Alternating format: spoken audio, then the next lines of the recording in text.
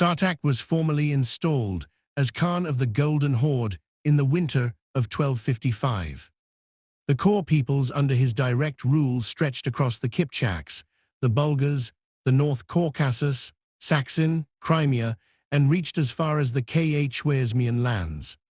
Ever since forming a blood brotherhood with the renowned Russian prince Alexander Nevsky in 1249, Sartaq had never let go of his attachment to Christianity.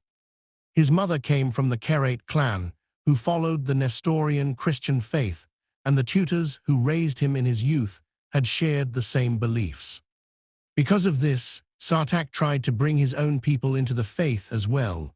In 1254, he had a German craftsman captured at Legnica build a church on the lower reaches of the Volga River. But since his own camp sat largely among Muslim Kipchaks, few people ever set foot in that church. Only a handful of relatives from the Khan's own bloodline converted. Sartaq himself never held strictly to Christian doctrine, nor did he pressure those around him to convert. There was another reason his devotion to the faith remained loose. By the age of 30, he had already married 6 times, 2 wives from Mongol clans, 3 from the Kipchaks, and 1 the daughter of an Alan noble. Every wife had borne him children, yet none of the marriages lasted. Muslims within the horde mocked him for it, spreading rumors that 3 of his wives were Muslim, 2 were Buddhist, and he himself was Christian, claiming such a mixture of faiths within one household was destined to bring misfortune upon any children born of it. Troubled by this gossip, Sartaq decided his 7th wife would come from the Christian faith to put the rumors to rest. While visiting his blood brother Alexander Nevsky's city, he laid eyes on a stunning 16-year-old girl named Natalia, descended from the prince's own line. Both the girl and her parents agreed to the match. No one dared refuse the son of the Khan of the Golden Horde. But since Sartaq was Christian, the marriage needed to be blessed by the church. The Bishop of Novgorod, Ion, refused outright. Christian law permits a man only 1 wife. If you wish to marry Natalia, you must set aside your other 6 wives first. Sartaq offered gifts and favors, but the bishop would not budge. Sartaq lacked the resolve to abandon his existing wives. He feared the wrath of the powerful clans and families standing behind each of them, the very pillars holding up the Golden Horde's foundation. Yet his longing for Natalia consumed him. Desperate, he turned to his secretary Koyak, a fellow Christian, for guidance.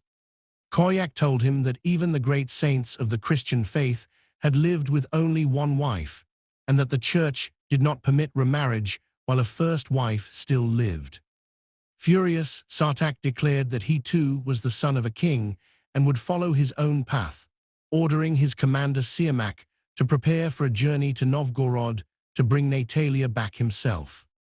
At that very moment, Siamak arrived leading a fugitive, a young Mongol warrior named Sartaq, who had fled the camp of Berke Khan, Batu's own younger brother. Sartaq began recounting how Berke had recently brought back a young concubine from Novgorod, and that girl's name, too, was Natalia. Berke had forced her to convert to Islam and married her against her will. Hearing this, Sartaq froze in horror. From that moment on, his hatred for both Islam and for Berke deepened beyond anything he'd felt before. From the very day he took the throne, he began searching for a way to destroy Berke, and by the end of that winter, he had settled on a plan. Sartaq wasn't merely deepening a religious conflict. In truth, the matter of faith was tightly bound to his political calculations, and his sights were set particularly on the lands of Rus. Ever since forming a blood brotherhood with Alexander Nevsky, Christianity had come to play a distinctive role in Sartaq's affairs of state. In the summer of 1256, Alexander Nevsky sent his own cousin, Gavriil, as an envoy to Sartaq, now seated on the throne of the Golden Horde. His purpose was to secure peace with the Horde in order to stand against the Livonian Order and the German Knights, and if possible, to request that Pskov and Novgorod be temporarily freed from taxation, giving them room to recover. Recognizing Gavriil among the approaching party, Sartaq descended the steps himself to greet them. The mounted guards, seeing the Khan himself coming forward, dismounted at once. The Rus princes and boyars approached Sartaq and bowed low. Sartaq greeted Gavriil in the traditional Mongol manner. "May your road be safe," Sartaq said. "May your word come to pass, Khan of the Golden Horde," Gavriil replied with a bow. "We have ridden a long way to deliver the request of our brother, your blood brother Alexander Yaroslavovich." Sartaq invited the envoys into his camp. A mare was slaughtered in their honor, and kumis and dairy were served generously. The following day, negotiations began. It was agreed that for 2 years, Novgorod would be exempt from levies on livestock, flour, and water, and that other princes would no longer be obligated to gather tribute for Alexander Nevsky. With the agreement settled, the guests prepared to depart after the midday meal. At the farewell feast that followed, kumis and meat were once again served in abundance, and silver cups were filled with Russian wine. Sorek sat to Sartaq's right, Gavriil to his left. Following the tradition established to protect the Khan from poisoning, the attendant Sari Budji tasted the food and took a sip from the wine before presenting it to the Khan. Sartaq drank first, and a few Mongol nobles followed his lead. But the Rus guests did not touch their cups, they simply set them back down untouched. Sartaq was puzzled. "We drank this very wine together yesterday, why does no one touch it today? Are they suspicious of something? Could it be because they saw the taster drink from my own cup? No, if the wine itself were poisoned, the taster would have shown signs of it too. This suspicion must be coming from them." No matter how he turned it over in his mind, Sartaq could not determine who might have tampered with the wine. He wasn't in the habit of punishing based on mere suspicion, nor did he yet have the experience to navigate such dangers of the throne. Who had poisoned it and who had told the Rus guests both remained a mystery to him. The young man who had drunk the wine lay unconscious for a full day before finally coming to. The healer who treated him said, "Had he drunk more, I couldn't have saved him. It was the small amount that spared his life." As time passed, the incident gradually faded from Sartaq's mind, but one thought kept nagging at him. The poison must have come from someone near Saray itself, someone who wants to drive a wedge between me and Alexander Nevsky. But I don't see anyone that close to me capable of it. Sorek despises the Rus, true, but he wouldn't stoop to such treachery. He was even willing to drink that very wine himself.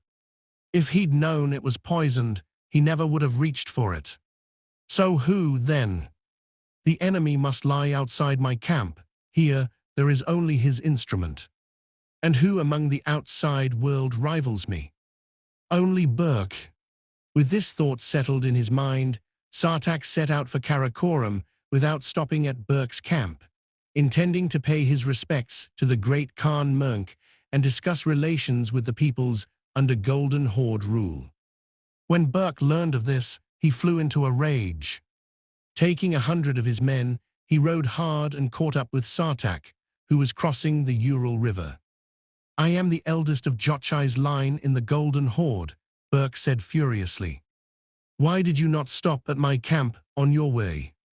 Why didn't you consult me on what you intend to discuss with the great Khan?" Ever since the winter incident, and fed by the whispers of certain troublemakers stirring discord between them, Sartaq had come to firmly believe that Berke was his true enemy, wishing him no good, uncle or not. He looked Berke straight in the eye.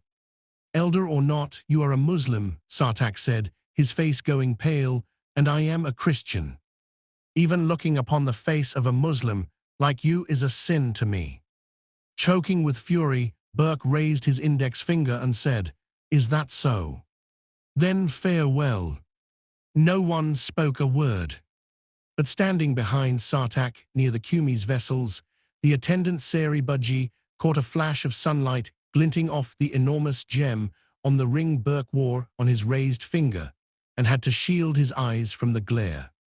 Noticing this, Berke shot Sartaq one last furious glance, farewell, before striding off to mount the grey wolf-colored horse one of his men held ready and rode away with his retinue. No one dared say a thing. Sartaq did not move from where he stood until Berke was long out of sight.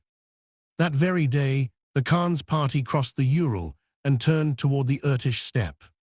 2 days later, the retinue reached the banks of the Irtish River. That same day, Sartaq suddenly fell gravely ill, bleeding internally. He himself couldn't say whether it was something in his morning meal or the Kumi's Sari Budgie had given him earlier. His condition worsened by the hour. Only then did he deeply regret not having brought the Horde's healer along on this journey, but regret could do nothing for him now. 2 days later, delirious from the unknown illness, Sartaq died. Subscribe for more untold stories from the Golden Horde and the Age of the Great Khans.